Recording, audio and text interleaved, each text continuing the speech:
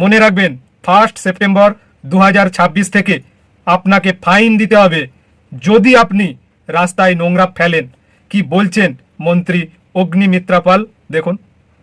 রাস্তায় ময়লা ফেললে আমরা ফাইন শুরু করব 1 সেপ্টেম্বর থেকে।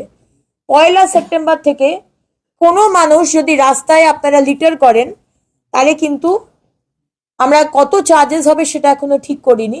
এটা কিন্তু একটা আইন আছে, এটা কিন্তু আমরা জাস্ট সরকার আসার পর শুরু করছি তা নয়, there is already an আইন, এবং সেই আইন মাফিক আমরা কিন্তু 1 সেপ্টেম্বর 3 মাস সময় দিচ্ছি বাংলার মানুষকে, আসানসোলের মানুষকে। শিখে নিন, রাস্তায় ফেলবেন না। দেখুন, আমরা একদিক থেকে রাস্তায় ফেলছি আর একদিক থেকে আমাদের যারা কর্মীরা রয়েছেন তারা অক্লান্ত পরিশ্রম করে কিন্তু এগুলো পরিষ্কার করছে। ময়লা পরিষ্কার করতে কিন্তু কারোরই ভালো লাগে না, কিন্তু পেটের দায়ে এই কাজগুলো করতে হয়। তাই আসুন না, সবাই মিলে একসঙ্গে টিম ওয়ার্ক হিসেবে কাজ করি। আমরা ময়লা ফেলবো না, আর যারা ময়লা তোলা তাদেরও কাজটা অনেক হালকা হয়ে যাবে।